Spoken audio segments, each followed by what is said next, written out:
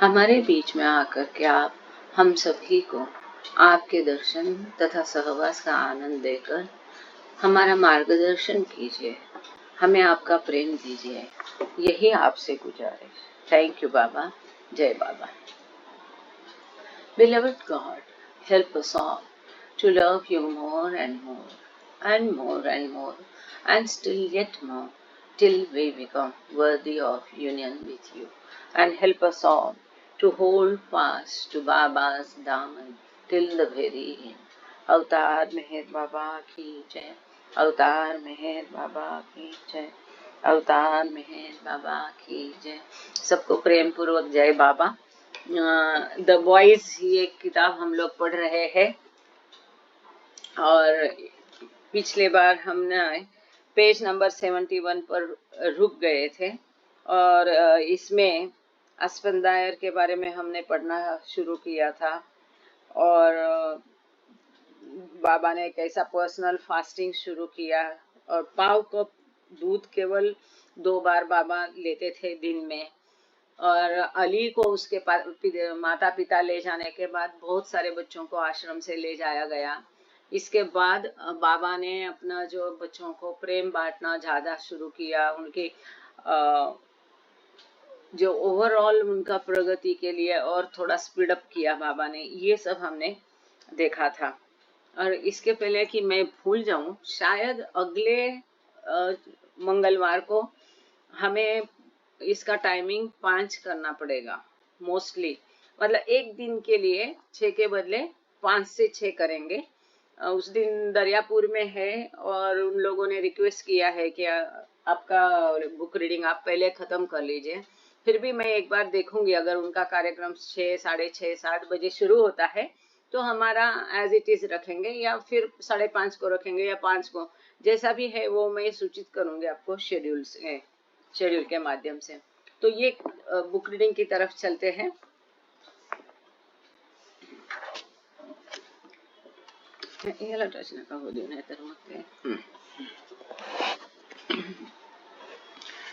Tukaram, a Hindu youngster, kept insisting to Baba that he be allowed to take on his master's sufferings. Instead, Baba agreed to divert from his new tea-only fast of 5 days, allowing a little milk to be added to the tea. अच्छा, जैसा कि हमने देखा कि बाबा ने उपवास शुरू किया तो ये बच्चे बाबा से इतना प्रेम करते थे कि तुकाराम नाम का एक हिंदू बच्चा था, इसने देखा कि बाबा क्या सफरिंग्स इतना बढ़ रहा है, यातना इतने बढ़ रही है, ये बर्दाश्त नहीं कर सकते थे। तो बाबा से जिद करते थे ये बच्चे। देखो ये कितनी बड़ी बात है, यंगस्टर है, इतने टीनेजर्स है, ये बच्चे बाबा से चाहते थे कि बाबा का ये जो यातनाएं है, सफरिंग्स है, इसमें वो अपने ऊपर ले लें। यहाँ हम बोलते हैं हमारी तकलीफ कम करो, ऐसे क्या क्या न जाने प्रार्थना करते हैं, करने को बोलते हैं। वहाँ ये टीनेजर लड़का जो था तुकाराम, उसने जिद की बाबा से कि आपकी जो सफरिंग्स है आप मेरे साथ शेयर करो, मैं आपकी सफरिंग्स कम करना चाहता हूँ, मैं खुद के ऊपर वो सफरिंग्स लेना चाहता हूँ। तो बाबा ने फिर इसके बदले थोड़ा सा चाय में दूध मिलाने की अनुमति दे दी और थोड़ा सा बदलाव किया। Baba told Ramju that he experienced a high temperature of 105 degrees overnight. His limbs and back ached and he was unable to sleep for 2 nights. बाबा ने रमजू अब्दुल्ला को बताया कि उनको बहुत तकलीफ हो रही थी, पूरी रात वो सो नहीं पाए, उनका टेम्परेचर बुखार बाबा को 105 तक बढ़ गया। देखो 103 ही हम खतरनाक समझते हैं, हालत क्या बेकार हो जाती है, और यहाँ 105 बुखार में बाबा पूरी रात तड़पते रहे। उनका पीठ पैर ये सब बहुत दर्द कर रहा था, 2 रात बाबा सो नहीं पाए। The insistence of the boys to allow them to relieve Baba of his suffering is convincing. When Baba told Ashram boy Pandit he would grant him anything within his realm of imagination.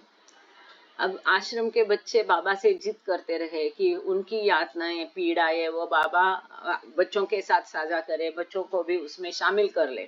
बच्चे अपने ऊपर लेना चाहते थे। देखो कितना प्रेम था कि बाबा की जो पीड़ाएं हैं वो बच्चे के बाबा से जिद कर रहे थे कि हमको दे दो, हम शेयर करते हैं आपकी सफरिंग्स। हालांकि ये यूनिवर्सल सफरिंग्स है। जब ईश्वर होने के बावजूद, अनंत आनंद का बेस होने के बावजूद वो बाबा को असहनीय थी। तो इसमें इसको म्यूट करके एरोप्लेन मोड पे लगा के आपने उसको, तो छोटे बच्चों की क्या हालत होगी। और बाबा ने जो पंडित नाम का लड़का आश्रम में था, उसको बाबा ने प्रॉमिस किया था, बाबा ने बताया था कि उनकी grant him anything within his realm of, इसकी कल्पना में जो कुछ वो कल्पना कर सकता है वो सब कुछ बाबा उसको दे सकते हैं। बड़ी बात है, बाबा उसको सब कुछ दे सकते हैं। I want your sufferings to cease, said a modest पंडित। जब बाबा ने उसे कहा कि तुम कल्पना करो, जो भी आप कल्पना करोगे आपको वो मिल जाएगा। कितनी बड़ी बात है। यदि वो कल्पना करता मैं ईश्वर बन गया, मैं सद्गुरु बन गया, या जो भी, इतने बाबा उसके ऊपर खुश थे कि बाबा ने कहा कि तुम्हारी कल्पना में अभी जो चाहो तुम्हें मिल जाएगा। लेकिन वो छोटे बच्चे ने क्या चाहा कि आपकी जो यातनाएं हैं, पीड़ाएं हैं, उसको मैं खत्म करना चाहता हूँ। ये कितनी बड़ी चाह थी उसकी।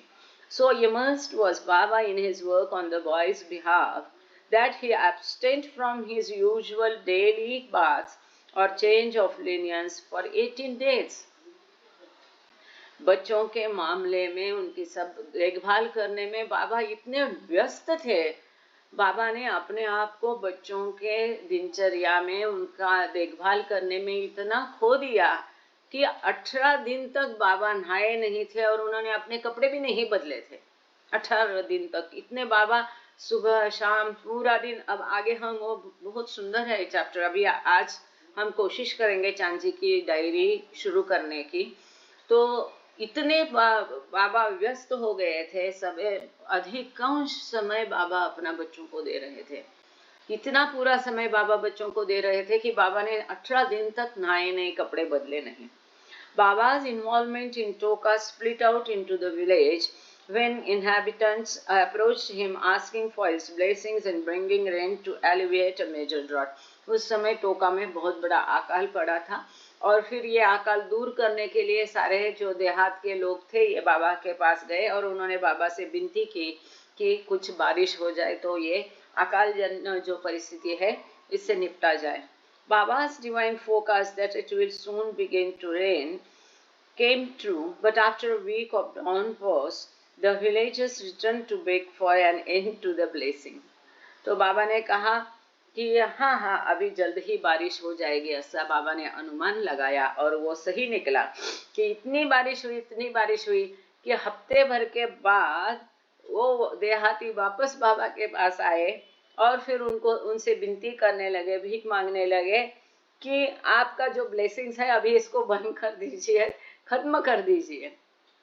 अभी भी आप टोका जाओगे तो हम वहां पर वही पूछते हैं कि जो पुराना टोका देहात था पूरा बह गया, कुछ भी नहीं बचा है पुराना, ये तो लोग अब नए बसे हुए हैं। तो खैर, तो ये लोग देहाती वापस बाबा के पास आए और इतनी बारिश हुई कि बाढ़ जन्य परिस्थिति आई, लोगों का सामान बह गया, फर्नीचर बह गया। तो वो लोग वापस बाबा के पास विनती करने आए कि बाबा ये अभी आपका आशीर्वाद खत्म कर दीजिए, बारिश बंद कर दीजिए। It rained to such an extent that the two rivers that converge in Toka spilled over their banks, and householders, furniture and livestock were being washed into the overflow, recalls Aspandair. Aspandair Wesley जब वो भी उस समय आश्रम में थे तो वो बताते, उनको याद है ये जो दो नदी का संगम, एक्चुअली टोका में 3 नदी का संगम है, प्रवरा, मूला और गोदावरी। तो यहाँ से जो लेफ्ट से आती है वो प्रवरा और मूला दो नदी वहां से आती है। तो इनका ये संगम पर इतना ज्यादा ओवरफ्लो हो गया, ऐसे बाढ़ आ गई है कि लोगों के सारे घर, उसका सामान सब कुछ बह गया, जानवर सब कुछ ये बाढ़ में बह गए। Mehra remembers how the rain also impacted the Toka living quarters. Mehra माई इस पूरे किताब में कई सारी यादें हैं यहाँ पर कि मेहरा माई ने बहुत हेल्प की। ये जो इनका नाम है फर्शीद नमीरानियन और बॉब मासमन की, क्योंकि मेहरामाई उन दिनों आश्रम में ही रह रही थी और उनको उनकी उम्र भी अच्छी थी कि तो उन्हें याद भी था। तो ये सारी यादें वो उनके साथ साझा करती थी। तो उन्होंने बताया कि आश्रम भी इस बाढ़ से बहुत प्रभावित हो गया। वो मेहरामाई बता रहे हैं कि आश्रम की हालत इस बाढ़ से कैसी हो गई। Our rooms had just an earthen floor on the same level as the field, and we slept not on beds but on bedding rolls on the floor. One night it rained so hard that water came into our room and drenched us and our bedding. तो मेहरामाई बताती है कि वो जहाँ रह रहे थे ये पूरा बाढ़ का पानी अंदर चला गया। एक तो एकदम समतल था, वो जमीन जो थी जिस पर ये सोते थे एकदम समतल था। जो खेत थे उसकी लेवल में था, ऐसा ऊंचा नहीं था, हाइटन नहीं था। और ये कोई फर्नीचर वगैरह उनके पास नहीं था, केवल टट्टे की बांस की चटाई की उनकी दीवारें थी और दरवाजा तो था ही नहीं, ओपन था। और उसमें जो जमीन पर ही ये लोग अपना बिस्तर खोल करके, बेडिंग रहता है ना, बेडिंग रोल, वो खोल करके जमीन पर ही सोते थे। तो ये पानी पूरा अंदर घुस गया। तो दूसरे एक किताब में इसका वर्णन पूरा अधिक विस्तृत है। जैसे पानी अंदर आने लगा, ये लोग, अंधेरा था, रात थी, बारिश हो रही थी, लाइट नहीं थे, वैसे ही उन दिनों लाइट नहीं होते थे। और बाबा की रूम कुछ दूरी पर थी और इन लोगों का कुछ दूरी पर था, क्योंकि एकांतवास के कारण इनको सेक्लूजन में रखा था। तो जैसे पानी अंदर आता गया, ये लोग उठ गए और अपने अपने बेडिंग हाथ में लेके बैठ गए। फिर पानी बढ़ गया, फिर बेडिंग उन्होंने अपने सर पर लेके बैठे।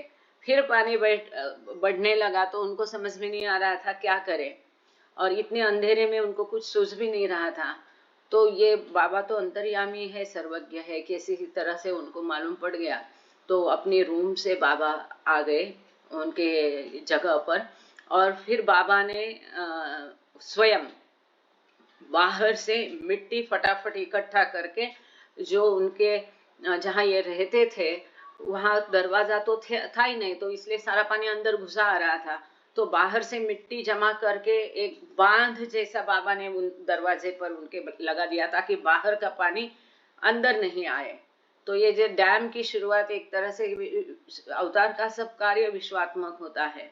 तो इस तरह से बाबा ने वो बांध की शुरुआत की, बोल सकते हैं। तो बाहर से मिट्टी उठा उठा के बाबा वहां पर जमा कर रहे थे, और 1-1.5 फीट इतना बाबा ने वहां पर बांध जमा दिया मिट्टी का, ताकि बाहर का पानी ये लोग जहाँ रह रहे थे उसके अंदर नहीं जाए। और जब पानी रुक गया तब बाबा ने बोला, अब बाल्टी, पैन, जो भगुना जिससे भी है, ये सारा पानी अब बाहर फेंको। तो इन लोगों ने कहीं ऊपर एक शेल्टर जैसा करके उस पे बेडिंग रख दिया, और अंदर से उसी अंधेरे में ये लोग पूरी रात पानी बाहर फेंकते गए, ताकि वो, और पूरी जमीन भीग गई थी, उसी के ऊपर उन लोगों ने बैठ करके पूरी, मतलब खड़े होकर के, बैठ करके रात गुजारी। Baba suggested they build an earth barricade at the door. This mound kept the water out. Baba then asked that they bail out the quarters using basins, buckets, and mugs. We managed to get rid of water, says Mehra, but the floor was still damp and we could not sleep all that night. The farmers had asked for rain and we were drowning. तो मेरा भाई कहती है कि पानी तो हमने बाहर किसी तरह से, जैसा बाबा ने सूचित किया, तो हम निकाल दिया, लेकिन जमीन गीली थी, तो हम उस दिन पूरी रात सो नहीं पाए। और ये जो फार्मर्स है, किसान है, इन्होंने बाबा से बारिश मांगी, लेकिन इसकी वजह से हम लोग पूरे उसमें पानी में, बाढ़ में डूब गए या गीले हो चुके। थोड़ा सा ऐसा Baba tied his response to halting the rains to the future of the Toka ashram, saying everyone would not settle properly into their new quarters unless the rain stopped. The downpours stopped the next morning, September 23, and the new ashram premises began to flourish. तो आश्रम को बचाने के लिए बाबा कहते हैं कि मुझे अभी बारिश को रुकाना पड़ेगा, और जब तक बारिश नहीं रुक जाएगी तब तक हम लोग कुछ भी अच्छी तरह से यहाँ सेटल नहीं हो जाएंगे। और इस तरह से बाबा ने बारिश रुकाई और दूसरे दिन सवेरे 23 सितंबर को दूसरे दिन बारिश रुक गई और फिर 23 सितंबर सवेरे से सब आश्रम का काम सुचारू रूप से चालू हो गया। Privacy in Toka was very important. Entrance to the colony came from an approach close to and facing the Godavari River. One entered a compound enclosed with bamboo railings over a 90 feet span. Set in a grove of green trees about 10 feet from the railings was an enclosure surrounded by bamboo mattings set against rafters 6 feet high. This matting surrounded an inner space 90 by 90 feet square feet which was secluded from any outside view. अब ये बहुत महत्वपूर्ण है। इतना सब ध्यान से detail वर्णन आपको टोका का आश्रम का कहीं नहीं मिलेगा, क्योंकि हम जब टोका जाते हैं तो कई बार मन में शंका आ जाती है। जैसे कि गुलमाई के किताब में एक जगह लिखा है कि उनको बाबा ने बुलाया रात को अचानक से और बाढ़ आ गई, पानी बरस रहा था और तब ये ब्रिज नहीं था, उनको रिवर क्रॉस करके जाना था। तो बाकी टाइम में तो वो चल के रिवर क्रॉस कर देते थे, पर चूंकि नदी को बाढ़ आ गई थी तो फिर वो किसी तरह से एक ये बाबा ने उनकी हेल्प की, फिर वो उस पार गए और आश्रम गए। यदि ये वो छोटा दूसरा ब्रिज अभी जो है सिद्धेश्वर टेम्पल से लेके बाबा के टेम्पल तक, इसके बात कर रहे तो ठीक है, नहीं तो कभी कभी मन में आता है क्या बाबा का आश्रम नदी के उस पार हुआ करता था क्या, ऐसा भी मन में आया था। अब यहाँ पर इतना उत्तम वर्णन इसका किया है। मुझे उम्मीद है आप लोगों को जिसको भी टोका जाना है मुझे जरूर संपर्क करना, क्योंकि मैंने इस बार भी मैं टोका गई और मुझे बड़ा अच्छा लगता है वहाँ पर। तो मैंने जाके वो पूरा मैप पर अभी चढ़ाया है। आप अगर डालोगे ना गूगल में मेहर बाबा मंदिर टोका तो आपको मिल जाएगा, और मैंने वो मैप में कैप्चर भी किया है। तो ये जो गूगल मैप में कैप्चर किया है उसका क्या बोलते हैं, लोकेशन। हाँ, तो वो लोकेशन मैं आपके साथ शेयर कर सकती हूँ। कहाँ से मुड़ के कहाँ से पैदल जाना है वो सब बताऊंगी। अब इस बार हम लोग गए, उसका फोटो मैंने फेसबुक में डाला था, मैं एक ग्रुप में भी डालूंगी आप सबके लिए, द पाथ ऑफ लव में डालूंगी वो फोटो। अगर यदि भूल जाती हूँ तो याद दिलाना, कल डालूंगी। तो उसमें अभी सूख गया था। पिछली बार हम गए तो घुटना इतने पानी में से हमें जाना पड़ा था, हम दरवाजा भी नहीं खोल पाए थे। इस बार हम गए तो पूरा बहुत अंदर नदी चली गई है, बहुत सूखा था। और उसने वो जो मंदिर बाबा का वहाँ बनाया है उसके अगल बगल में हमारी हाइट से भी ऊपर का तन बड़ा था, घास बड़ी थी। तो इस बार वो सब साफ किया था, एक लड़का आया नवनाथ करके, उसने हमारी मदद भी की। थोड़ा कंफ्यूज थे उसको ढूंढने में, और वो बोला कि किसी को जाना है तो मैं मदद करूंगा, दिखाऊंगा। तो वो नंबर भी मैं आपके साथ शेयर कर सकती हूँ। और वो पूरा साफ किया था तो दरवाजा दिखा, दरवाजा भी खोल के हम अंदर भी जा सके, देख पाए। बाबा का फोटो यहाँ लगा हुआ है। और हमारे एक ट्रस्टी जो रमेश जंगले जी है, उन्होंने अपना ये भी बताया कि और थोड़ी सी गवर्नमेंट से जमीन लेकर के उधर और सुचारू रूप से कुछ और अच्छा करेंगे, ऐसा उनका विचार भी है। तो ये यहाँ पर आश्रम का वर्णन जब मेहरामाई करती है तो मेहरामाई बताती है कि प्राइवेसी बहुत अहम महत्व था सेक्लूजन का उन दिनों, बच्चों के लिए भी महिलाओं के लिए भी।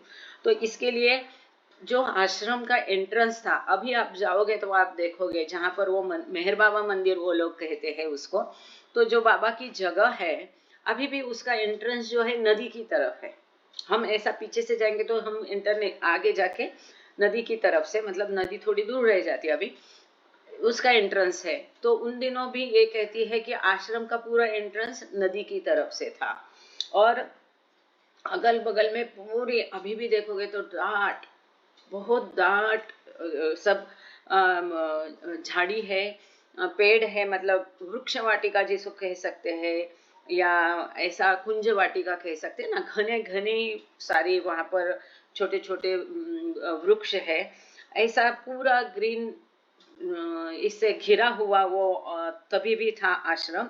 और फिर ये पूरी कुंज वाटिका में, वृक्ष वाटिका में 10 फीट ऊंची ऐसे रेलिंग्स थी। और उसके फिर बगल में एक बांबू चटाई का मैटिंग था। उसके ऊपर फिर एक माझी जैसा था, 6 फीट और ऊंचा था। और किसी को आना है तो डायरेक्ट अंदर नहीं आ पाएगा। एक तो नदी की तरफ उसका एंट्रेंस है, फिर वहां से ये चटाई की रेलिंग लगी हुई थी, कंपाउंड जैसा लगा था, और ये पूरा जो परिसर जिसमें ये लोग रहे थे, इसको 10 फीट ऊंचे बांस की चटाई से पूरा ढक दिया था, और फिर इसके अंदर ये लोग रहते थे। अंदर फिर एक बड़ा लंबा 90 बाय 90 स्क्वायर का ऐसा था जगह, और उसमें ये सब आश्रम स्थापित किया था। और जो कि पूरी तरह से, मतलब आश्रम से आप लोग बाहर देखना चाहो तो नहीं देख पाओगे, कुछ भी नहीं दिखाई देगा। कभी कभार आप बाहर जाओगे, मतलब उसके अंदर करके, अगर मैंग्रोव से भी मैंग्रोव नहीं, क्या ग्रीन ट्रीज, इसके बाहर भी वही इतनी बड़ी है कि इसके अंदर आदमी छुप जाता है, इतनी लंबे वहां पर ऐसे इतने इतने ऊंचे सब है पेड़। तो अगर देखना भी चाहे बाहर आके तो उसको नदी दिखाई देगी और बाहर का कुछ नहीं दिखाई। इतना सेक्लूडेड था वो, एकदम कठोर, मतलब स्ट्रिक्ट था। One unique structure jutting out from his inner compound was initially used by Baba and now mostly occupied by Chota Baba. अब हम जो बीच में एक मैसेज आया था कि ये समाधि का दरवाजा इसका है उसका है, तब मैंने फेसबुक में डाला था और फोटो डाले थे। एक बाबा के रहने के लिए, बाकी सब से बांस की चटाई से था, कोई कंस्ट्रक्शन तभी वहां हुआ नहीं था, क्योंकि बाबा को पता था यहाँ एक शॉर्ट पीरियड के लिए रहे हैं, अवधि के लिए। तो केवल बाबा के लिए एक ईंट पत्थर से छोटा स्ट्रक्चर काम बना था, जिसके अंदर बाबा रहते थे। और उसके ऊपर का क्या, जो छत है प्लेन नहीं थी, तो उन्होंने क्या मंदिर जैसा या डोम जैसे उसकी छत बनाई थी। और उसको जो दरवाजे है, आप ध्यान से वो चित्र देखना, वो भी मैं वापस डालूंगी ग्रुप में, आपने देखा भी होगा, वो बाबा की रूम थी। तो इसी कंपाउंड में जो 90 बाय 90 स्क्वायर था, इसी में छोटा सा बाबा की रूम बनाई थी बाबा के रहने के लिए, जिसमें पहले तो बाबा रहते थे, बाद में उसमें छोटा बाबा ने वो ऑक्यूपाई की थी। और इसका जो दरवाजा है, जब आश्रम पूरा विस्थापित हो गया, टोका आश्रम बंद किया गया, तब इसके दरवाजे निकाल करके बैलगाड़ी में डाल के पादरी काका मेहराबाद लेके गए, और ये दरवाजे बाबा की समाधि को लगाए हैं बाद में का बात। Baba named this new seat Meher Manzil, and it was eventually moved right into the middle of the enclosed compound.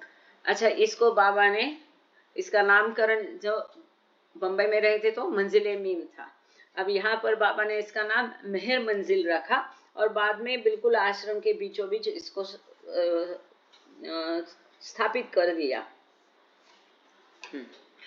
The seat was 7 feet square, solidly built of lime and bricks, had a peculiar dome as a roof and windows on 3 sides, with a foot door facing the river side of the compound. अच्छा, ये जो structure बना था, अभी भी एक छोटा structure बना है बिल्कुल, अब 7 फीट वाला नहीं है, 2-3 फीट का है, वो तो पूरे नहीं है कर सकते उसके अंदर। 7 फीट है ना, अंदर जा सकते, खड़ा रह सकते हैं अंदर। हाँ, पर लंबाई चौड़ाई में तो छोटा है, 2 फीट और 3 फीट का है वो। एनीवे, तो ये जो स्ट्रक्चर था, ये 7 फीट का स्क्वायर बना था, और पूरा ईंट और पत्थर से बना था। और इसका जैसा बताया कि छत जो था डोम जैसा था, मतलब आप कह सकते हैं समाधि की रिप्लिका जैसा बोल सकते हैं, ऐसा बाबा ने वहां बनवाया था। और 3 तरफ इसकी खिड़कियां थी, और इसका भी दरवाजा नदी की तरफ खुलता था। Along the eastern boundary of the compound was the quarter section of the enclosure space that housed the Prem Ashram boys. अब ये जो इनकी बाउंड्री थे, कंपाउंड थे, उसके बगल में पूरब की दिशा में, जहाँ से हम जाते हैं, पूरब के दिशा में प्रेम आश्रम बच्चे रहते थे। There were 32 small rooms, each measuring 7 by 4 feet. 32 छोटी छोटी खोलियां थी, रूम्स थी, और ये सब 7 by 4 फीट की थी। Baba also had another seat inside the compound. It was situated on the western boundary with the walls of bamboo.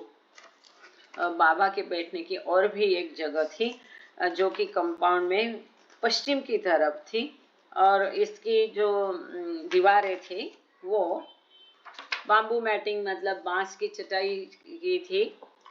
And adjoining it was a special dhuni, sacred fire pit. The और reminder उसके बगल में बाबा का जो seat था, बाबा की जगह थी बैठने की, उसकी बगल में जैसे कि साईं बाबा की हम देखते हैं कि उसकी बगल में ही धुनी थी, वहां भी धुनी बनवाई थी, स्पेशल धुनी। ये महत्वपूर्ण बात है। The remainder of the enclosed ashram was used for playground space and as a sitting area for gatherings.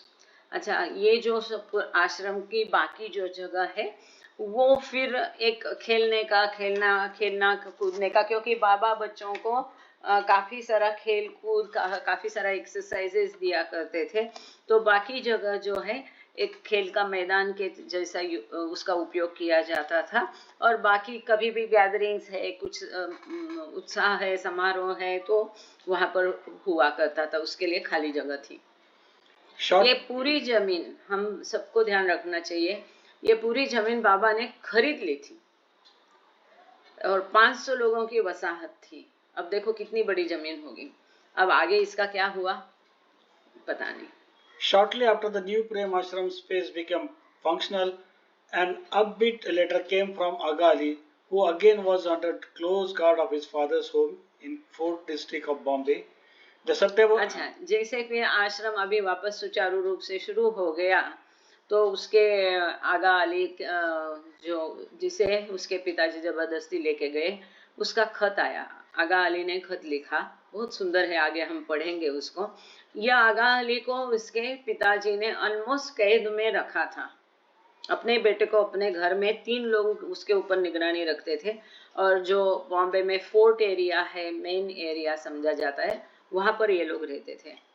The September 24 letter outlining Ali's latest escape plan and written by him in Persian reads in part.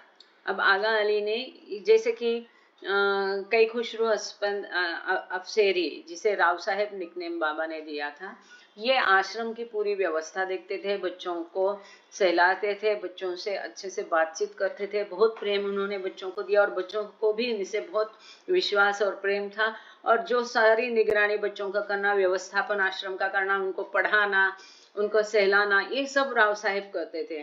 तो ये राव साहेब या कई खुशरू अफसेरी को आगा अली ने पत्र लिखा वहां से, अपने पिताजी के घर से। ये पत्र पर्शियन में था और उसमें उसने अपना पूरा वहां से भागने का प्लान उनको लिखा और ये पत्र आगे दिया है। अब हम इस सुंदर पत्र को पढ़ेंगे जो इंग्लिश में यहाँ पर दिया है। Respected Kai Khosrow Afsari, I will be coming in the next 3 or 4 weeks, but will not take the Nagar train line, as the people there were as well as the police know me. By God. ये कहते हैं कि मैं अभी आने वाले 3-4 हफ्तों में यहाँ से निकल के वहां आ जाऊंगा, परंतु मैं नगर बाउंड ट्रेन नहीं लूंगा, नगर जाने वाली, क्योंकि अब क्या हुआ है कि ट्रेन वाले तो उन दिनों इतनी भीड़ नहीं होती थी ये एरिया में, वहां के सब लोग पुलिस वाले और सब लोग अब मुझे जानने लगे, क्योंकि पिताजी ने ऑलरेडी उनसे बोल के रखा था। और वो लोग ये क्या करके निकल के जाता था बड़ा मुश्किल से भाग भाग के, और वो लोग पकड़ पकड़ के उसको वापस उसके पिताजी के हवाले करते थे। तो अब उसने अपना प्लान बदल दिया, वो बोलता है कि मैं नगर की ट्रेन नहीं ले लूंगा। By God, the love of Baba would not lessen a whit in my heart, even if my head be cut off. ये कहता है कि मेरा चाहे सर कट दिया जाए, लेकिन बाबा के लिए मेरे हृदय में जो प्रेम है वो थोड़ा भी कम नहीं होगा। कितनी बड़ी बात है, हम लोगों को इस छोटे बच्चे से कितना कुछ सीखना है। एक छोटा बच्चा अपने पिताजी के घर आराम से रह रहा है, आराम से मतलब उसके पिताजी के हिसाब से, दुनियादारी के हिसाब से सब कुछ उसको था, वो धनाढ़ लोग थे, बम्बई जैसी जगह उनकी अपनी दुकान थी, वहां पर अपने पिताजी के घर से निकल करके वो कहता है कि मेरा सर भी कटा दिया जाए तो भी बाबा के लिए मेरे हृदय में जो प्रेम है वो तसुभर भी कम नहीं होगा। If opportunity presents itself, I would surely come, as you will see. अगर मुझे मौका मिले तो मैं पक्का आ जाऊंगा, तुम देखोगे। क्या उसकी दृढ़ निश्चय। Either I will take poison or will come to Baba. यदि मैंने आ पाऊंगा मैं विष खा लूंगा पॉइजन ले लूंगा, या तो फिर मैं बाबा के पास आऊंगा। किसी तरह से मैं आता हूँ, देखो आप, मैं बाबा के पास आऊंगा, नहीं तो मैं जहर खा लूंगा। Oh God, I do not know what to do all these days and how to escape, as my father and 3 other persons are on constant watch upon me, which Baba already knows. बाबा जानते हैं कि मेरे पिताजी और 3 लोग सतत मेरे ऊपर वॉच दे रहे, पहरा दे रहे, मेरी निगरानी कर रहे, मैं पहरा दे रहे हैं। इन लोगों की चुगल से मैं, हे भगवान, मुझे नहीं, मैं नहीं जानता मैं कैसे छूट जाऊंगा।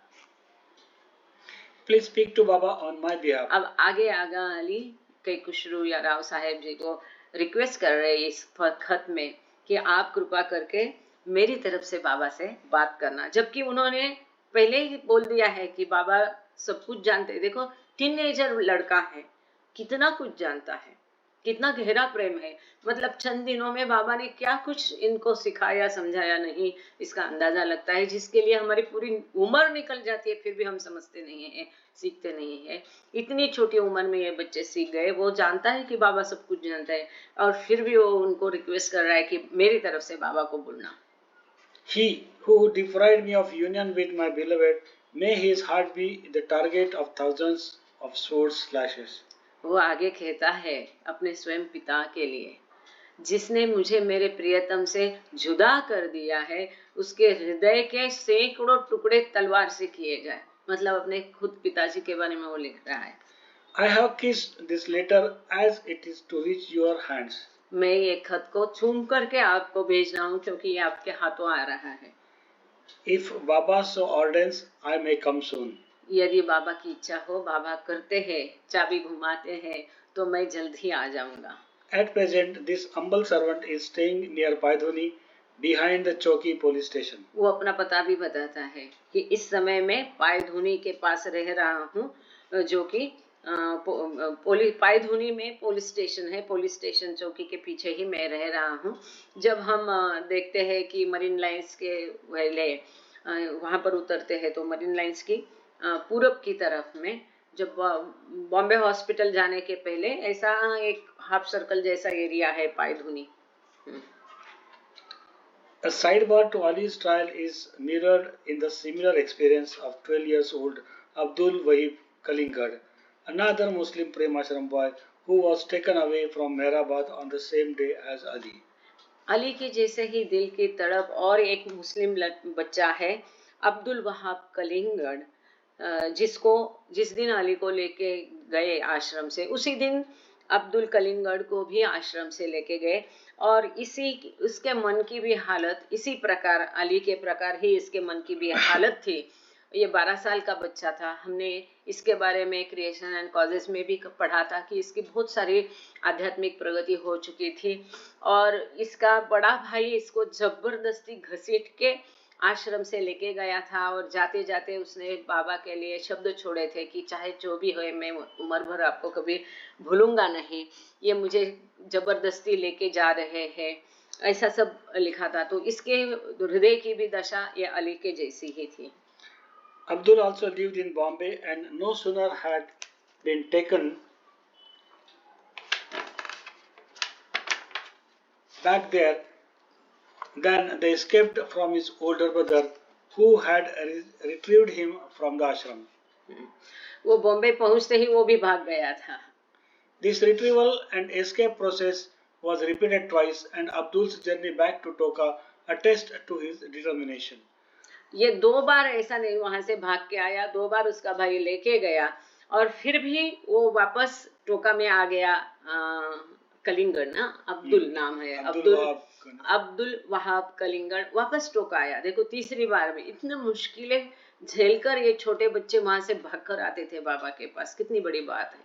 अभी हम में इतनी आराम का प्रवास है, रहने की सुविधा है।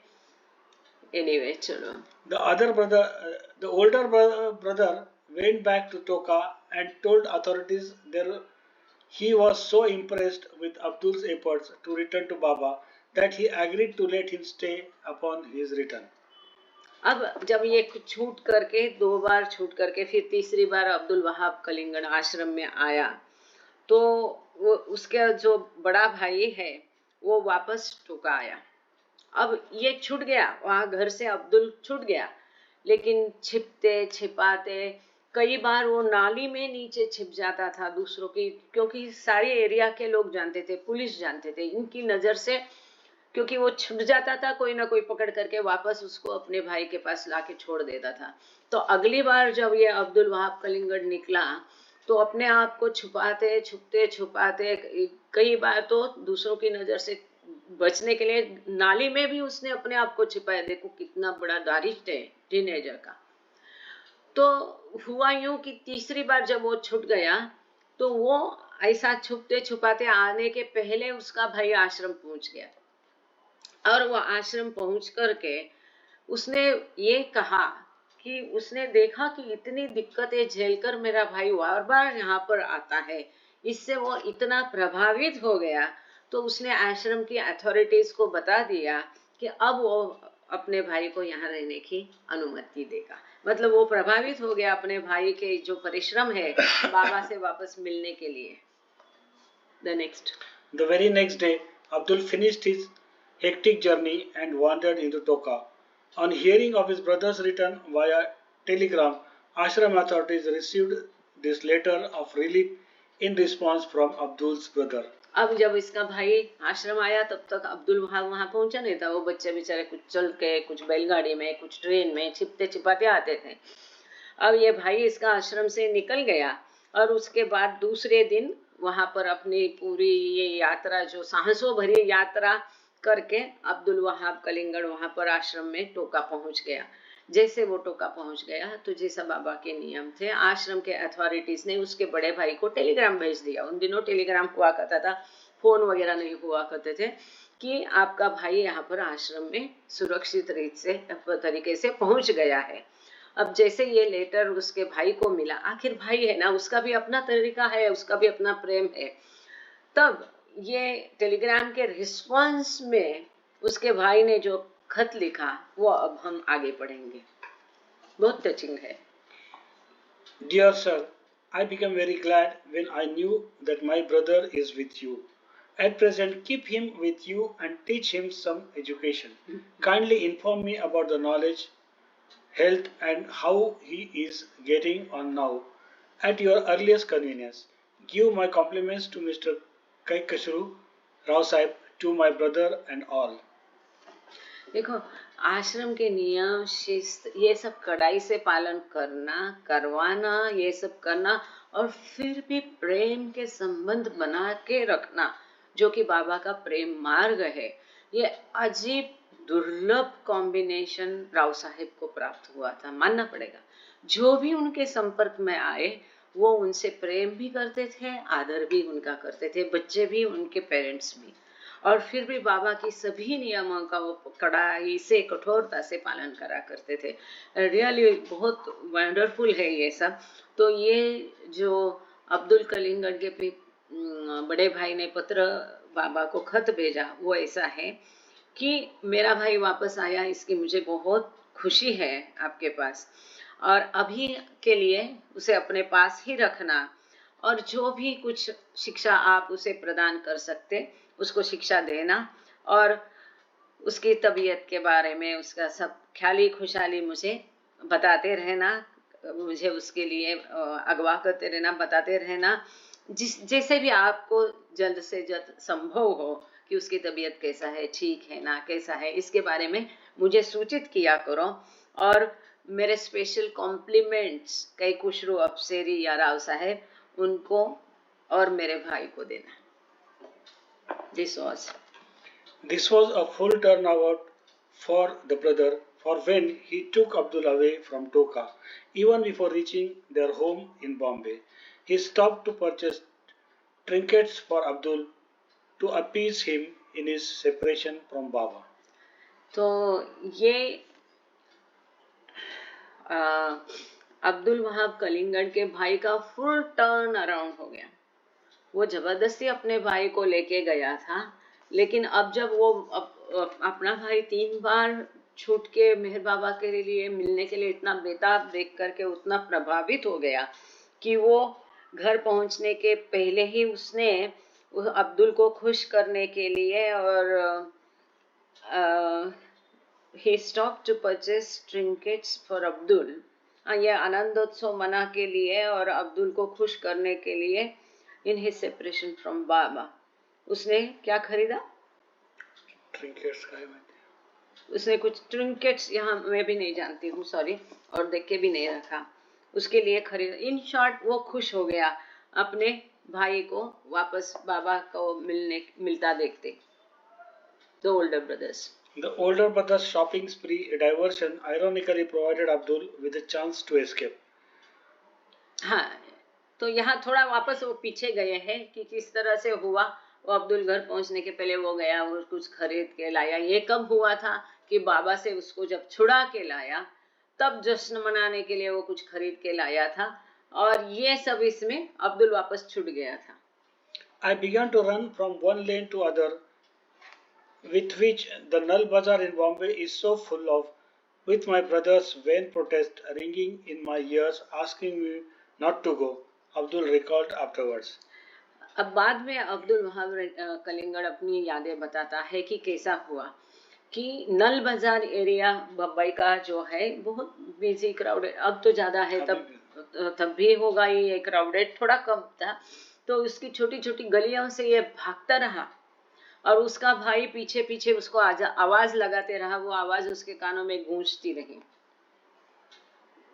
In fleeing, Abdul came face to face with people who knew him from his neighboring community and at one point had to drop him into low gutter space to hide from them. अब जैसे ये अब्दुल वहाब कलिंगड़ भाग रहा था, तो जो उनके परिचित लोग हैं वो पकड़ पकड़ के उसको वापस नहीं करे, इसलिए उनके सब परिचित लोगों से बच के उनकी नजर में वो आ रहा था, उनको नजरें चुका के वो भाग रहा था। एक समय ऐसा आया कि उन लोगों के परिचित लोगों की नजर से बचने के लिए वो गली गली में जब भाग रहा था तो गटर के अंदर उसने अपने आप को छिपा दिया था कि फिर भी वो भाई की चुगुल से बचकर बाबा के पास वापस जाने के जो उसके प्रयास थे वो उसने बाद में वर्णन किए, उसका वर्णन है ये। A zigzag journey from train to train and village to village followed after Abdul boarded the first train at Victoria Terminus. और गली गली घूमता रहा, ये विलेज अलग अलग इलाके से ट्रेनें बदली उसने, क्योंकि डायरेक्ट इसमें वो लोग पकड़ करके वापस उनको हवाले करते थे। इसका पूरा वर्णन मेरे ख्याल से सॉप्स एंड थ्रॉज में है। तो इस तरह से वो किसी तरह से वीटी स्टेशन में ट्रेन में चढ़ गया।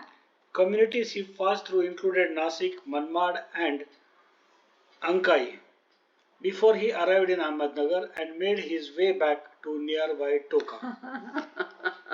इतना झिगझैग जर्नी उसने किया, सीधा नहीं आया। उन लोगों की नजर से बचने के लिए आपने कैसी यात्रा उसने की। नासिक, मनमाड़, अंकाई भी उधर ही है, अंकाई हिल प्रसिद्ध है। इस तरह से करते करते वो अहमदनगर आया और वापस वो टोका चला गया। For sure, there was constant anxiety going on at the Prem Ashram during these days of uncertainty, with boys being extracted from and escaping back to the ashram. इस तरह से इस समय ऐसा था कि आश्रम में पूरा उत्सुकता पूर्ण वातावरण माहौल रहा। ये बच्चे को उनके माता पिता गार्डियंस बार बार लेके जाते थे और किसी तरह से साहसपूर्ण सब करके ये बच्चे वापस दौड़ के भाग के अपने घरों से पापा के पास आते थे।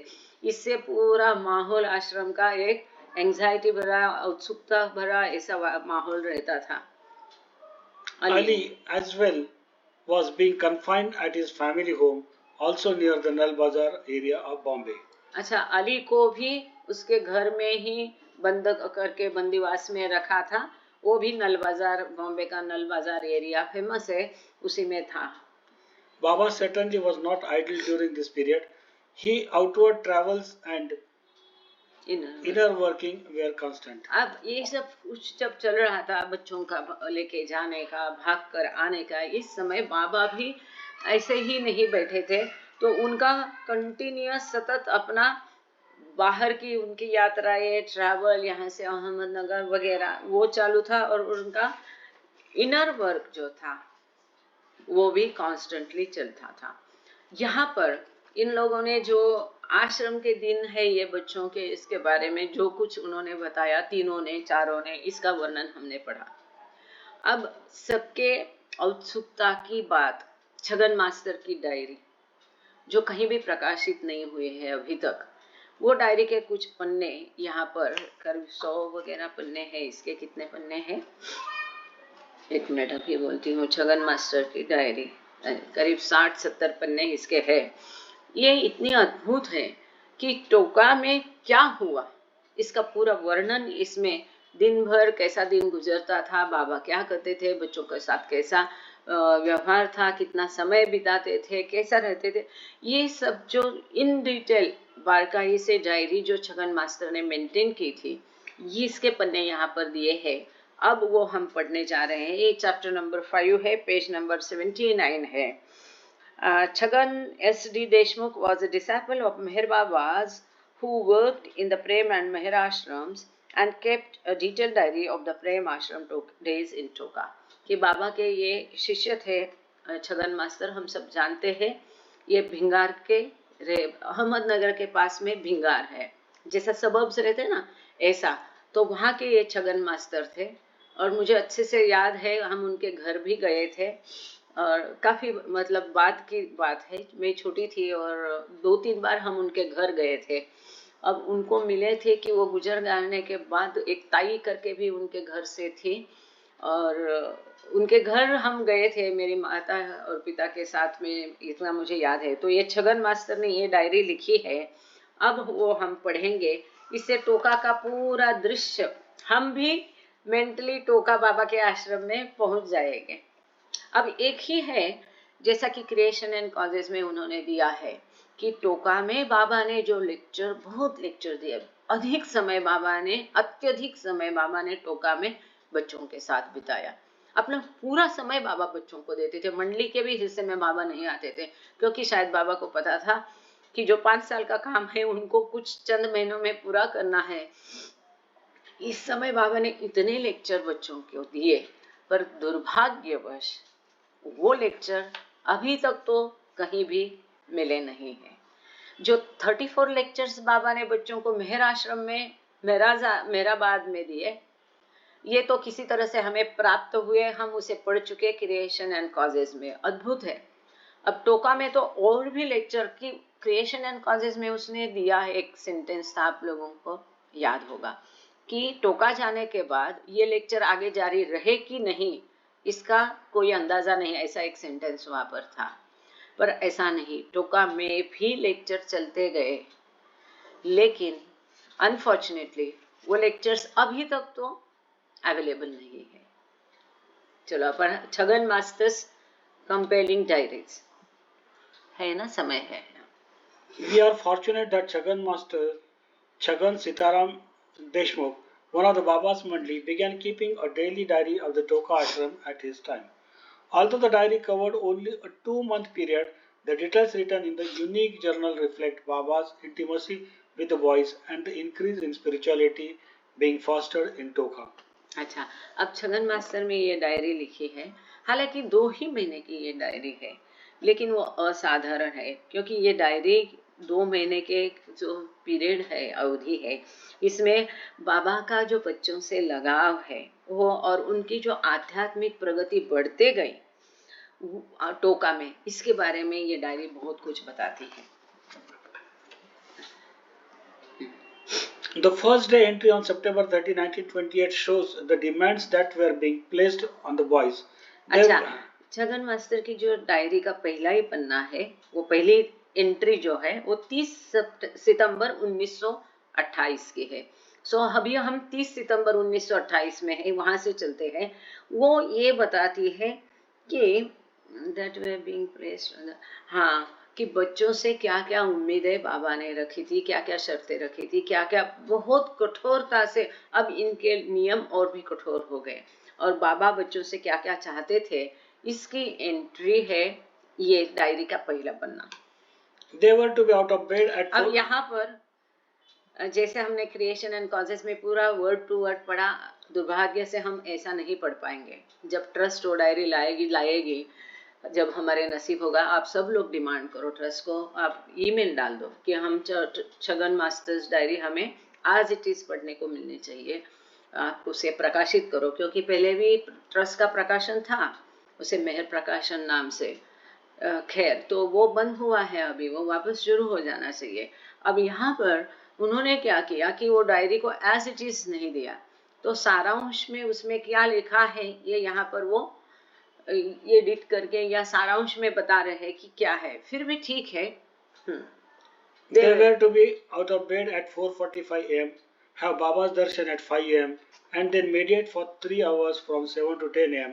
बस देखो, हम में से मैं तो नहीं कर सकती हूँ, मुश्किल है। ये बच्चे करते थे, देखो क्या क्या उम्मीद बाबा ने उनसे रखी थी, और क्या क्या बच्चे करते थे और बाबा उनसे करवाते थे। टीनेजर बच्चे हैं, हम सब देखे हमारे बच्चों को और पोतों को पोतियों को हम कितना लाड प्यार से रखते हैं। इन टीनेजर्स बच्चों को 4:45 बजे उठना था, 4:45 बजे आउट ऑफ बेड 4:45 AM, और बराबर 5 बजे वो बाबा के दर्शन के लिए हाजिर होना था। देखो 5 बजे रोज उनको प्रभु का दर्शन मिलता है, अवतार का दर्शन। And then meditate for 3 hours, और इसके पश्चात 7 से लेके 10 बजे तक, क्योंकि 5 से 7 उनको अपना सब ये करना, नहाना धोना जो भी कार्य है, लेकिन सवेरे रोज 3 घंटे मेडिटेशन करना है लगातार, सवेरे 7 से लेके 10 बजे तक। ठीक है, और भी आगे दिन में 2 प्रहर है, वहां और एक 2 घंटे का मेडिटेशन है। कुल मिला के करीब करीब 6 घंटे का दिन भर में मेडिटेशन हुआ करता था, जो बाबा ने उनको तरीका बताया था उस तरीके से। Rest or games took place from 10 to 12:30. Lunch was then served, and then the boys meditated again from 1 to 2 p.m. एकदम टेलरमेड, मतलब ये नहीं है कि केवल मेडिटेशन केवल अध्यात्म, एकदम सुंदर बाबा ने उनका दिनचर्या बनाई थी। इसके पश्चात 10 बजे जब उनका मेडिटेशन खत्म हो जाए तो 10 से 12:30 तक उनको खाना वगैरह खिलाया जाता था, और उसके पश्चात और थोड़ा आराम करना है, गेम्स भी खेले जाते थे। ये 10 से 12:30 के बीच में आराम करना, गेम खेलना, खाना खाना, ये सब होता था। फिर 1 बजे से मेडिटेशन 2 बजे तक, फिर 1 घंटा होता था।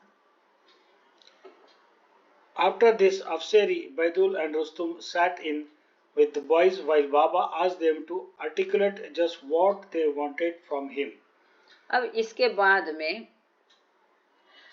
कई खुशरू अफसेरी, मतलब राव साहेब, आगा बैदुल, रुस्तुम, ये सब बच्चों के साथ बैठते थे, और बाबा ने उनको बताया था कि बच्चों से जान ले, बच्चों को बोलो व्यक्त होए, स्पष्ट करे कि बच्चे क्या चाहते हैं। कितनी बड़ी बात है। आजकल कोई स्कूल में पूछता है बच्चों से कि वो क्या चाहता है? स्कूल का टीचर कुछ चाहता है, घर वाले कुछ चाहते हैं, माँ बाप कुछ चाहते हैं। तो यहाँ बाबा ने इन लोगों को उनके बिठा दिया उनके साथ कि इन बच्चों से जान लो ये बच्चे क्या चाहते हैं। अब आगे बहुत सुंदर अद्भुत है। The pointed question came just days after the change of location from Mehrabad to Toka. Mehrabad से टोका आश्रम लाने के 2 दिन में ही ये सवाल बच्चों से किया गया। One should also realize, as Chagan points out, that the boys who shifted to Toka were very much separated, with stricter rules given to Prem Ashram boys and less adherence to spirituality for the other group. अब ये हालात ऐसी थी कि बच्चों को Mehrabad से यहाँ लाया था। देखो छोटे बच्चे हैं, हमको ध्यान रखना चाहिए, टीनेजर्स का कितना डेलिकेट रहता है मानसिक अवस्था। अपने घरों से, अपने माता पिता से, अपने गार्डियन से दूर थे, और मेहराबाद में उनको खेल कूद के लिए बहुत सारा खुला मैदान, ऊपर पहाड़ी पर किसी को अलाउ नहीं था जाने का, सब कुछ उनका था, तो खुला मैदान था घूमने को, टहलने को, दौड़ने को। अब टोका अचानक वो उनका जगह बदल गई, और यहाँ उनके लिए पूरा बांस की चटाई का 30 फुट ऊंचा, बाहर की दुनिया वो देख नहीं सकते हैं, कोई बाहर वाला अंदर आ नहीं सकता है। खैर बाबा उनको खेलने के लिए लेके जाते थे, लेकिन वो मैदान भी अंदर ही था। बाबा कभी कभार उनको नदी में लेके जाते थे, बोटिंग कराते थे, वो हम देखेंगे आगे। पर ये तुरंत जब मेहराबाद से आए तो ये बदलाव था, और फिर उनके लिए नियम भी अधिक कड़क और कठोर नियम बनाए गए थे। और जो प्रेमाश्रम के बच्चे, अब तक प्रेमाश्रम अलग हो चुका था, प्रेमाश्रम के लिए अलग थे, और जो मेहराश्रम के बच्चों के लिए भी नियम कड़क थे, और उनकी जो ये दुनियादारी की पाठ्यक्रम है, पढ़ाई थे, और अधिक उस पर ध्यान दिया जा रहा था। Speaking directly to the boys, Baba said, बच्चों से डायरेक्ट बात करते हुए बाबा ने कहा, "You have no big space as you had in Mehrabad. आपको जैसे मेहराबाद में खुला मैदान बहुत जगह थी, वैसा यहाँ पर नहीं है। You have small rooms and regulations are also quite different. If you feel like studying, you can study, but for the last 9 days, there have been no lessons for you." तो बाबा ने उन बच्चों को बताया कि यहाँ रूम भी छोटी छोटी है, आपके नियम भी बहुत कठोर है, तो आपको अगर पढ़ाई करना है तो पढ़ाई कर सकते हैं, पर क्योंकि पिछले 9 दिन से कुछ भी पढ़ाई नहीं हो पाई थी, क्योंकि ये सब आश्रम तब्दील हो रहा था, शिफ्टिंग हो रहा था इसके बीच में। Baba asked the boys if they would get fed up if they had to remain in Toka for 10 to 15 more months. बाबा ने बच्चों से ये भी पूछा, इसी जगह पर, अब जैसे कि मेहरा में कहती है कि उनको टोका का एटमॉस्फेयर उस दिन उस समय पसंद नहीं आया, कि बहुत ह्यूमिड रहता था, ऐसा उन्होंने कहा है। हालांकि बहुत सुंदर है वहाँ ये टोका जगह। खैर, उनका बात क्या है कि उनको ये चटाई के इसमें और पूरा अंदर अंदर रहना पड़ता था, वो बात और है। तो यहाँ पर बाबा ने बच्चों से पूछा कि ये टोका में ही और 10-15 महीने आपको रहना लगेगा, तो आप फेडअप तो नहीं हो जाएंगे, कंटाल तो नहीं जाओगे? Tell me the truth. मुझे सत्य बताओ। As in Mehrabad, everything is banned here. Baba told the boys, if one of the Mandli servants has told you that I will show you how to progress on path, nothing doing. So what तो you... बाबा ने बच्चों से कहा कि आप मुझे बताओ, tell me the truth, सत्य बताओ। मेरा बात जैसे यहाँ पर भी सब कुछ बैन है, क्या क्या बैन है हम जानते हैं, किसी बाहर वाले से मिलना नहीं, कोई अंदर आएगा नहीं, ये वो सब कुछ। लेकिन आपको अगर मंडली में से किसी ने बताया है कि बाबा तुमको आध्यात्मिक पथ पर बहुत आगे ले जाएंगे, और आपकी आध्यात्मिक प्रगति की जाएंगे, आपको साइट दिखाएंगे वगैरह, दृश्य, नथिंग डूइंग, कुछ नहीं, मैं आपको कुछ नहीं ऐसा दे दूंगा। बाबा ने बच्चों को अगवा कर दिया। So what will you do here? मैं तो आपको कोई स्पिरिचुअल बेनिफिट नहीं देने वाला, तो आप यहाँ क्या करोगे? I tell you my method is not to make you study. मैं आपको बता रहा हूँ, मैं आपको पढ़ाई करवाना ये मेरी मेथड नहीं, ये मेरी पद्धति नहीं है। बाबा told the boys if they wanted his reality there were different ways to achieve this. बाबा ने बच्चों को बताया, मंडली जन ने तुमको बताया होगा कि मैं आपको ये दूंगा वो दूंगा, कुछ नहीं, लेकिन यदि आप सचमुच ईश्वर को चाहते हैं, रियलिटी चाहते हैं, तो उसे प्राप्त करने के 3 अलग मार्ग है, 3 अलग तरीके हैं। Some say they want to see the real form of Baba. कोई कहते हैं कि किसी को बाबा का असली रूप देखना है, and some do not want anything but to be near me. और बाकी कुछ बोलते हैं कि हम उनको कुछ भी नहीं चाहिए, वो बस मेरे पास रहना चाहते हैं, मेरा सहवास चाहते हैं। Some declare they don't need anything except Baba's love. कुछ ऐसा घोषित भी करते हैं, उनको कुछ भी नहीं चाहिए, केवल बाबा का प्रेम चाहिए। And some are after like being Baba. और कुछ लोगों को मेरे जैसा बनना है। ये बच्चों की सारी विभिन्नता थी, पर कितनी महत्वपूर्ण है ये पैराग्राफ। जैसा हम देखते हैं कि अब्दुल्ला पकरवान क्या सोच के आया था, वो स्वयं शिक्षित था, शिक्षक था, उसको और आगे शिक्षा प्राप्त करने की केवल ख्वाहिश थी, और वो स्पिरिचुअलिटी के बारे में कुछ नहीं चाहता था। वो 6वीं भूमिका तक चला, उसको ईश्वर मिला। अस्पंदायर वेस्ली क्या चाहता था? उसने क्या बोला? I want to see God, I want to become God. उसको ईश्वर बनना था। लेकिन आगा अली, उसे कुछ भी नहीं चाहिए था, ना ही उसे ईश्वर बनना था, ना ही उसे ईश्वर देखना था, ना ही उसे बाबा जैसा बनना था। उसे केवल बाबा का प्रेम चाहिए था और बाबा का सहवास चाहिए था। तो बाबा के अलग अलग बच्चों का तरीका बाबा यहाँ पर बता रहे, और वो तथ्य भी था, वास्तव था। कोई केवल बाबा के साथ रहना चाहिए था। बाबा only wanted to be near बाबा। कोई केवल उनका सहवास चाहिए, किसी को केवल बाबा का प्रेम चाहिए, किसी को बाबा जैसा बनना था। और जैसे हम बाबा के अभी फॉलोअर्स देखते हैं, शिष्य देखते हैं, प्रेमी देखते हैं, उनमें भी ये ऐसी सब वैरायटी है कि कौन क्या चाहता है। यहाँ पर हम थोड़ा रुक जाते हैं, बहुत सुंदर है। तो आगे से हम पेज नंबर 80 से शुरू करेंगे। अब आज प्रेयर जिसको दी वो प्रेयर के लिए तैयार हो जाए। जय बाबा, 7 बज गए, तुरंत प्रेयर शुरू करना प्लीज, विदाउट एनी डिले। अवतार मेहर बाबा की जय। थैंक यू बाबा, जय बाबा। हाँ सुषमा जी, जय बाबा। आवाज नहीं आ रही, बाकी लोगों को आवाज आ रही है? एक बार माइक बंद करके शुरू करना सुषमा जी। आप आवाज आ रही है बाबा? ओके, आवाज नहीं है? नहीं आ रही है। नहीं आ रही है। सुषमा जी आपकी आवाज किसी को आ रही, किसी को नहीं आ रही है। एक बार माइक को ऑन ऑफ कर दीजिए प्लीज, बंद करें वापस चालू करें। हाँ अब वापस चालू करें। जय बाबा। नहीं, आवाज नहीं आ रही है। नहीं, आपकी आवाज नहीं आ रही है। जय बाबा सुषमा जी, जय बाबा सुषमा जी, आपकी आवाज नहीं आ रही है। अनीता शर्मा आप रेडी है? अब अगली बार करना सुषमा जी।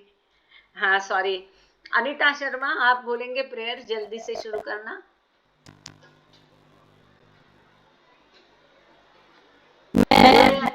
जय बाबा।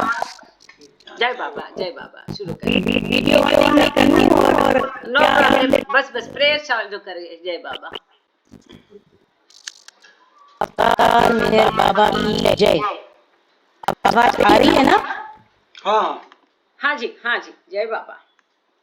हे परवरदिगार, सबके राखनहार और सबकी रक्षा करने वाले, तुम्हारा कोई आदि नहीं है और न तुम्हारा कोई अंत है। तुम अद्वैत हो, तुम तुलना करे हो और तुम्हारा कोई नहीं आ सकता है। तुम्हारा कोई रंग नहीं है, तुम आविर्भाव से रहित हो और तुम अतीत हो। तुम अपार हो और अगाध हो, कल्पना और धारणा से परे हो, शाश्वत और ईश्वर हो। तुम अखंड हो और दिव्य ज्योति से सिवाय और किसी भी प्रकार से तुम्हें कोई नहीं देख सकता है। तुम्हारा अस्तित्व सदैव रहा, तुम सदैव रहते हो और तुम सदैव रहोगे। तुम सर्वत्र हो, तुम हर वस्तु में हो और तुम हर जगह परे तथा हर वस्तु से परे भी हो। तुम आकाश में हो और पाताल में हो, तुम दिव्य हो और भव्य हो। तुम सब लोगों पर हो और समस्त लोगों से परे भी हो। तुम तीनों भूमों में हो और तीनों भूमों से परे भी हो। तुम अगोचर हो और स्वतंत्र हो। तुम सृष्टि रचने वाले हो, स्वामी हो, समस्त मनों और देवों के ज्ञाता हो। तुम सर्वशक्तिमान हो और व्यापी हो। तुम अनंत ज्ञान हो, अनंत शक्ति हो और अनंत आनंद हो।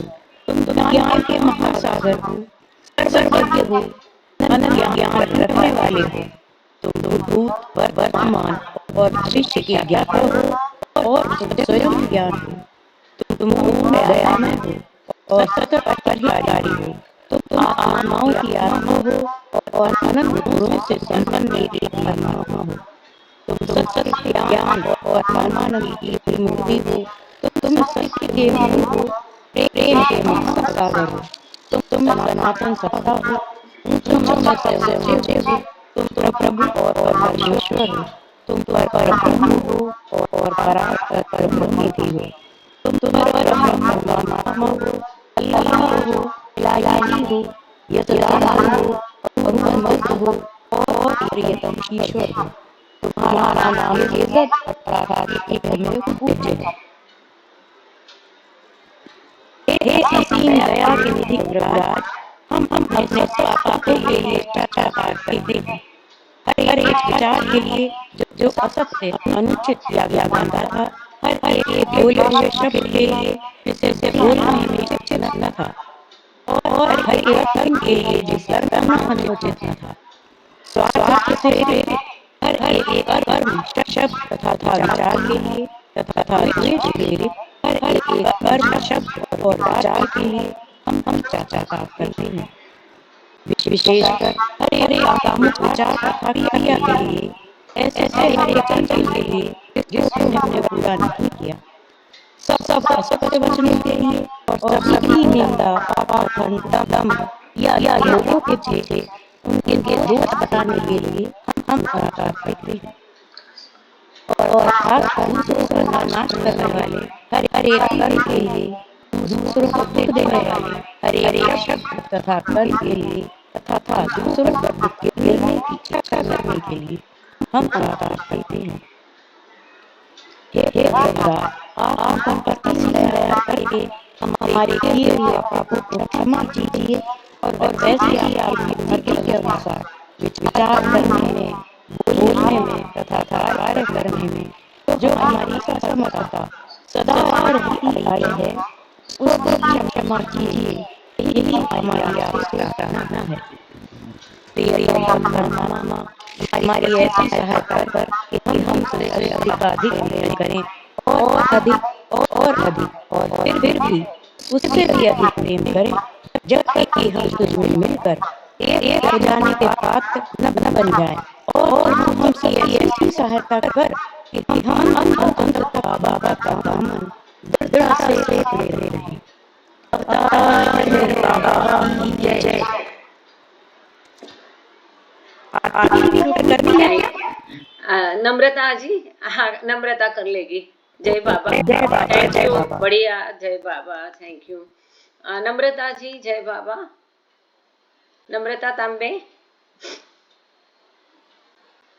जय बाबा। आप आरती करने वाली थी नम्रता तांबे, जय बाबा।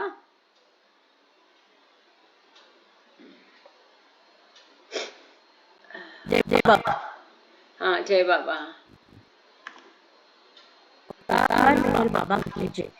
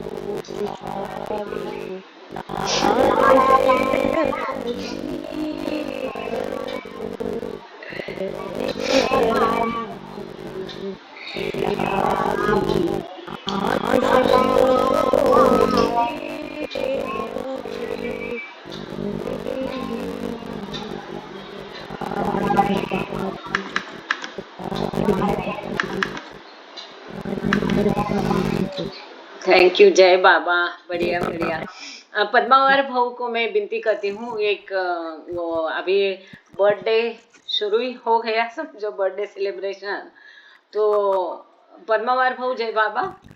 जयप्रभाने आपले अभिनंदन आहे ना ते मानवाने म्हटलं होतं. हरकत नाही, तुम्ही म्हणू शकता. नाही माझ्याजवळ लिहून नाहीये. बरं बरं बरं, चला काही हरकत नाही. त्या दिवशी मी नानाचे संबंध म्हटलं होतं. हा, मग ते म्हणा. ते म्हणू शकतो. हा हा हा, जय बाबा.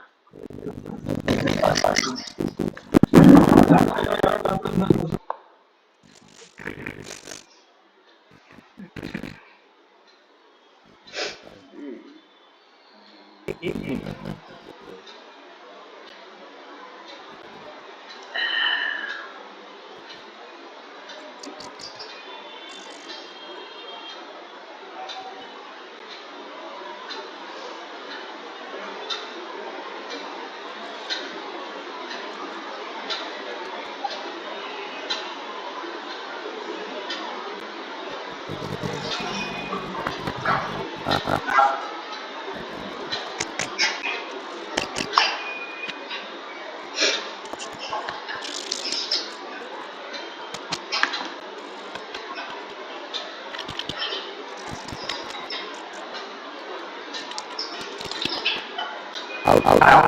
बाबा की जय. आवाज येतो? हो हो हो, आवाज येत आहे? हो हो येतो. जय बाबा. गुलाबजाम पांचाली आपली अवतार मेहर बाबा की जय. बनाए समुंदर में उतारा समझ में नहीं आ समझ आ रहा है. बनाए समुंदर उतारा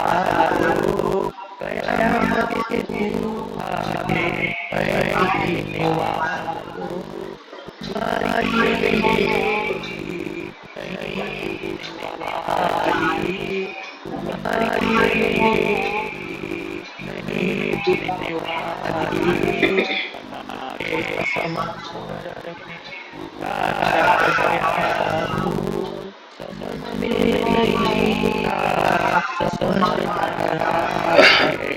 बनाए समंदर में तेरा समझ आ रहा है. तेरा समझ आ रहा है. पुरानी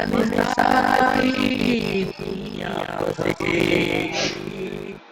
है. पुरानी दुनिया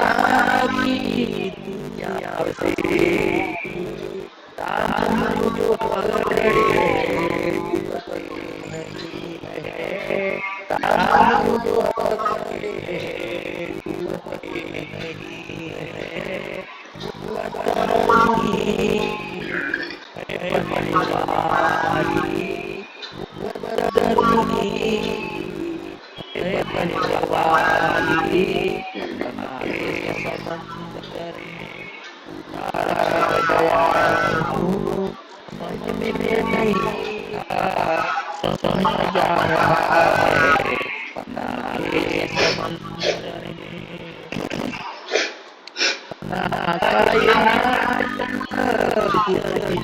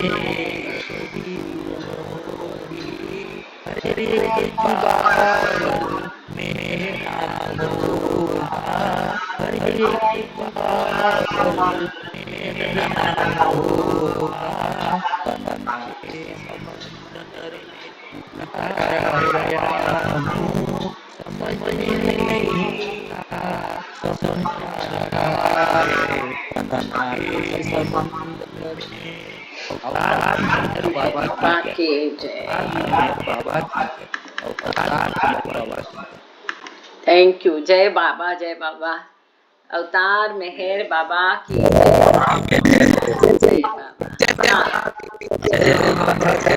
जय बाबा। जय बाबा, जय बाबा, सबको जय बाबा, सबको जय बाबा। जय बाबा, जय बाबा, जय बाबा, जय बाबा,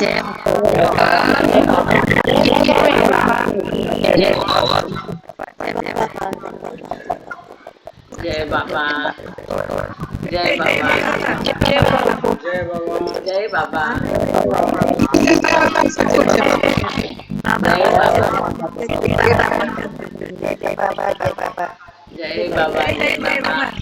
जय बाबा, जय बाबा काकू, जय बाबा, जय बाबा,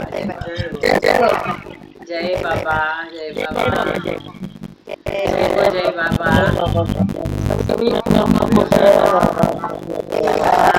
सविता ताई।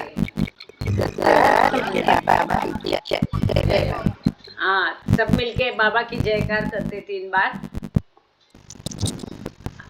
अवतार मेहर बाबा जय।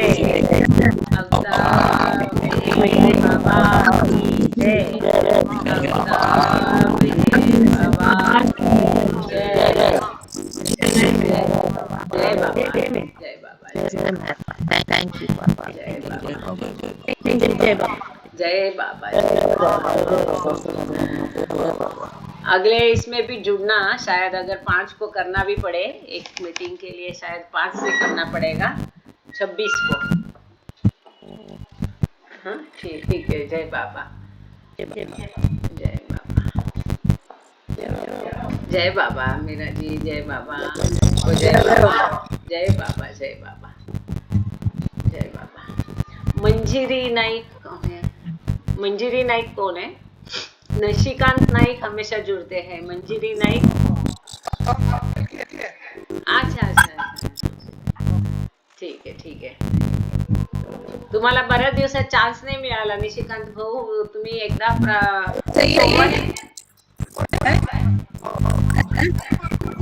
हा